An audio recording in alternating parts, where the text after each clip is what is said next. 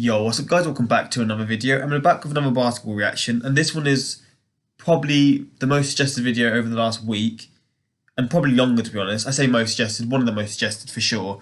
And it's Tracy McGrady's 13 points in 33 seconds deserves a deep rewind. Just going off the title alone, that sounds like stupid. Because I done a video from Klay Thompson, or about Klay Thompson, when he scored 37 points in the third quarter alone. And when you just think of that, that's crazy. Like, that's an insane sort of achievement. So 13 points in 33 seconds. I can only imagine that the team that conceded those points probably just messed up loads of times. Or maybe he just had like a moment of madness and he just sort of scored every shot. I'm guessing that's the case actually. But yeah, I'm actually really interested in this. And it's this SB Nation video, which you guys suggested this one was the best. Because the other clips are like 45 seconds, like to a minute, which obviously you can't really react to that. But then you suggested this guy made a video, and yeah, so I'm going to get to this one.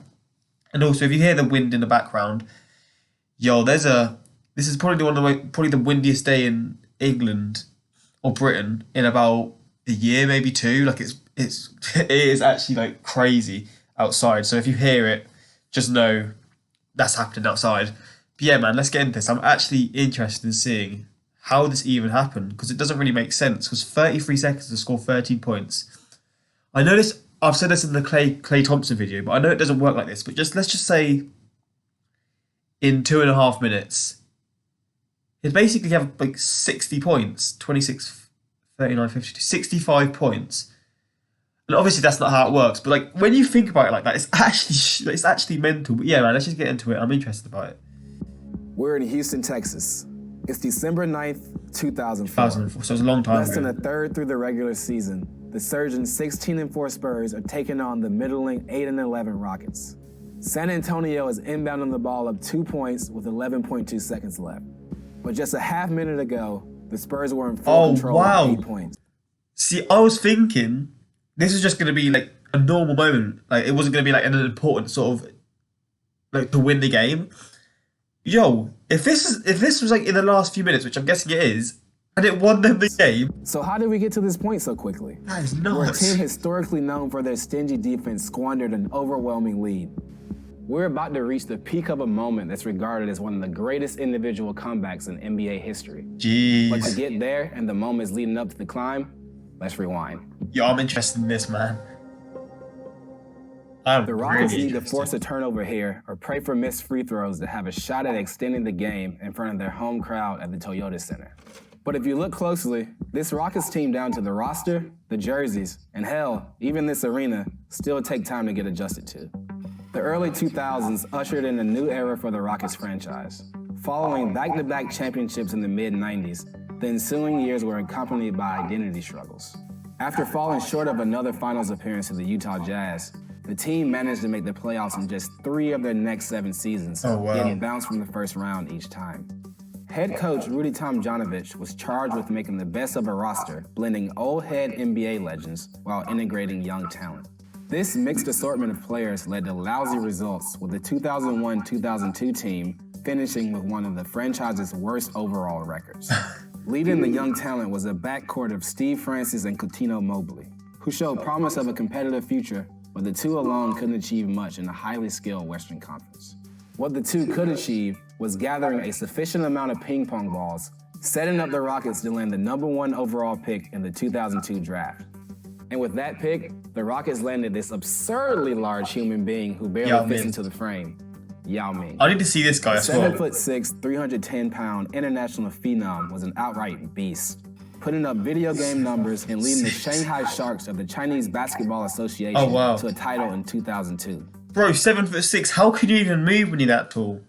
I mean, that sounds dumb, obviously you can, but it's mind-blowing, because he must have a lot of, because I think he's retired now, he must have like a lot of back problems. With his size and scoring ability, it was a no-brainer for the Rockets to commit their #1 pick to Yao. I need to see him, because you guys suggested international player ever to be selected first overall without playing U.S. college basketball. Several commentators doubted Yao's transition into the NBA, but he quickly put that notion to rest, leading the Rockets to a winning record, falling just shy of a playoff berth, and becoming the first rookie All-Star since Tim Duncan 5 years earlier.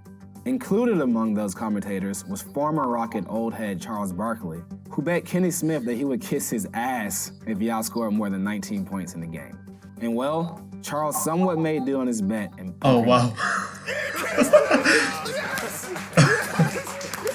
God's the sake. following year, Yao saw spikes in his numbers across the board, thanks to new head coach Jeff Van Gundy transforming the offense and making Yao the focal point. The longtime Knicks coach landed with the team via trade, eventually taking full control after Tom Janovich's resignation due to complications with bladder cancer. In his first year at the helm, Van Gundy ended the franchise's 4-year playoff drought and instilled confidence in the big man that he could lead the organization for years to come. Oh, it doesn't hurt that this new... Just look at that picture, bro. How tall is that coach? I assume he's probably a bit smaller than me from looking at that. Maybe not, because he's 7'6". But yo, look how he dwarfs him like that. That's just crazy. Yeah, let's get... that he could lead the organization for years to come. Oh, it doesn't hurt that this newfound success came with a brand new arena, an updated, sleek, minimalist design, losing the cartoonish rocket exploding from a planet doubling as a basketball, and new jerseys to drip. And tonight, Yao's dialed in. He's gotten everything he wants in the paint. Defending someone as massive as Yao is hard enough, but throwing his finesse with the ball down low, and he becomes almost impossible to stop. The best, and at times the only option, is to just blatantly swat at Yao, sending him to the line, hoping for missed free throws. But even that strategy brings trouble because of Yao's efficiency at the line. Yet with Yao's dominance, the Rockets still find themselves down late against the Spurs, a team in recent years they really haven't played that well against.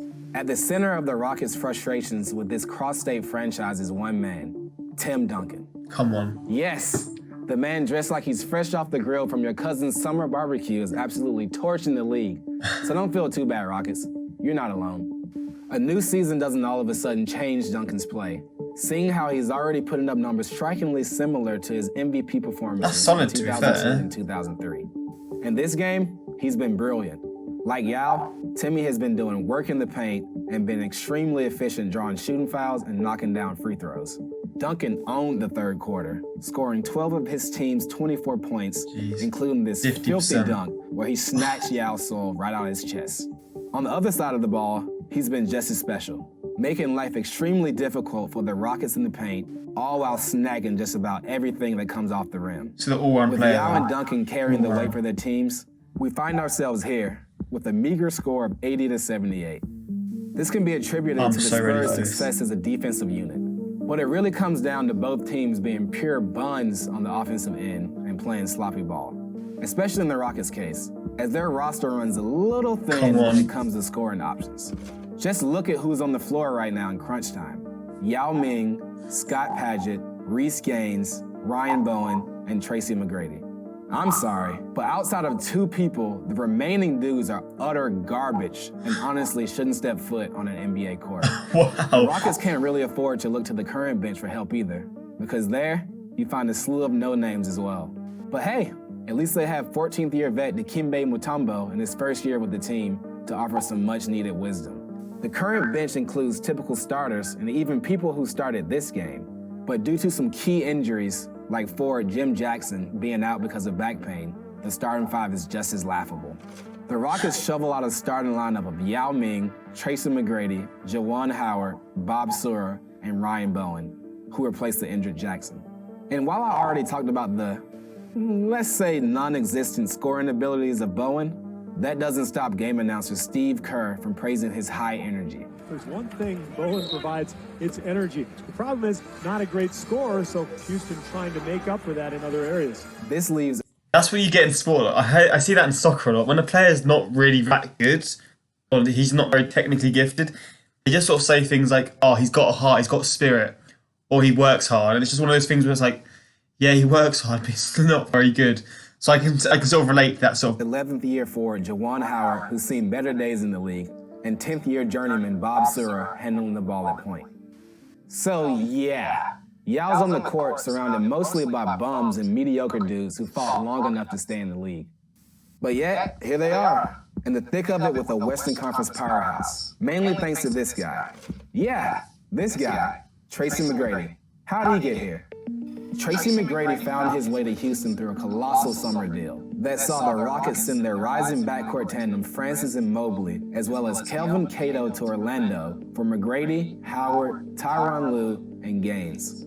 The Rockets lost key players that helped develop and mesh well with their star big man, but that didn't matter if it meant landing a talent like McGrady.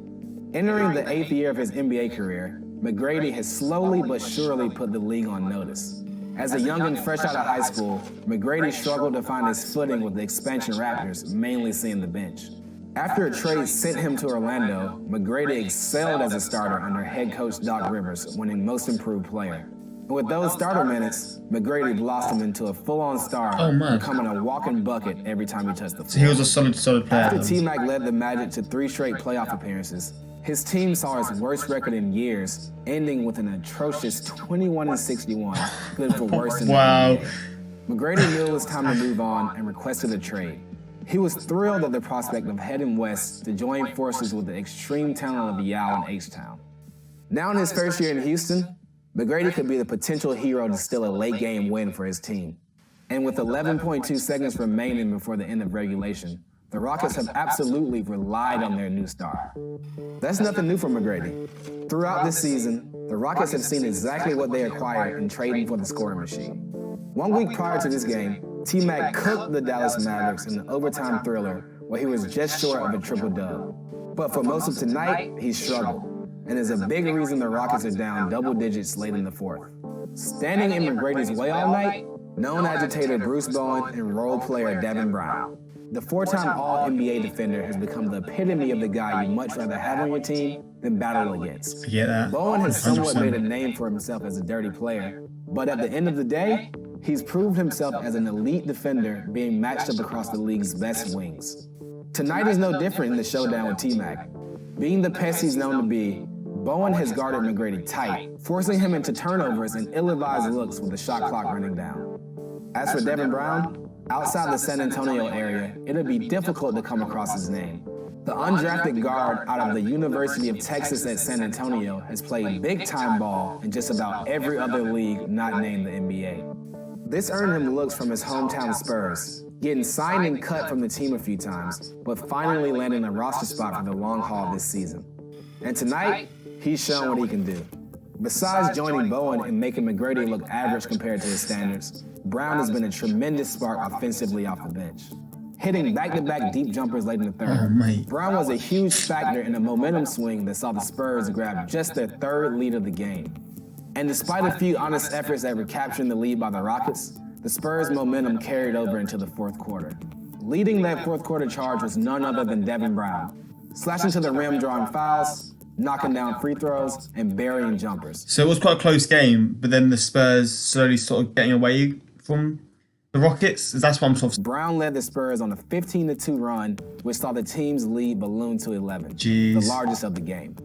After making just a single basket in the past 5.5 minutes, and their 2 stars being non-existent factors in the Single fourth, basket. the Rockets didn't seem to have hope on their side. 5 minutes. And any signs of hope that possibly existed quickly vanished after Bob Sura airballed a wide-open 3, leaving Houston fans that stuck They around must have thought that was decide they'd done. seen enough. Rockets are hearing from the crowd now. Wow. Despite Wasting that, time. the Rockets are in great position to extend this game. Getting here took the excellence of an individual I am whipping so up ready. magic in such a small time frame. The feat seems impossible. With the Spurs up 10, T-Mac called his own number. He dove hard to the basket, only to come up short on the layup, where Yao barely lifted off the ground, cleaning the glass with a putback dunk, closing the lead to 8. 8. And Come after on, a few I'm so seconds ready. trickled off the clock, Tony Parker threw a careless pass Oi, that ended that up in was the hands smooth. of Scott Padgett, leading to an easy dunk, cutting the lead down to 6. They must And get yeah, so we've nervous. seen how this story usually unfolds. A team gets up just enough, but a late game collapse, in particular free throw misses, allow their opponent to claw right back. But the Spurs have been great at the line all night, and that continued as Devin Brown knocked down a pair of free throws, extending the lead back to 8. On the next possession, McGrady took the ball up where he found Bruce Bowen guarding him essentially the length of the court. After a quick screen cleared Bowen from McGrady, Tracy found some space and drained a contested 3 at the top of the key. 3-pointer With there. 35 seconds to go, the Rockets are down 5. So it started at A 35 quick foul seconds. sent Brown to the line where he stayed perfect. Spurs are up 7. McGrady took the Jeez. inbounds pass where he was once again hounded by Bruce Bowen. This is where things started to look a little odd. Yao set a pick a full 2 feet outside the arc, which allowed McGrady to get off a look Oi. on Tim Duncan. Duncan, an extraordinary player, playing magnificent in this game, found himself a bit out of his element here.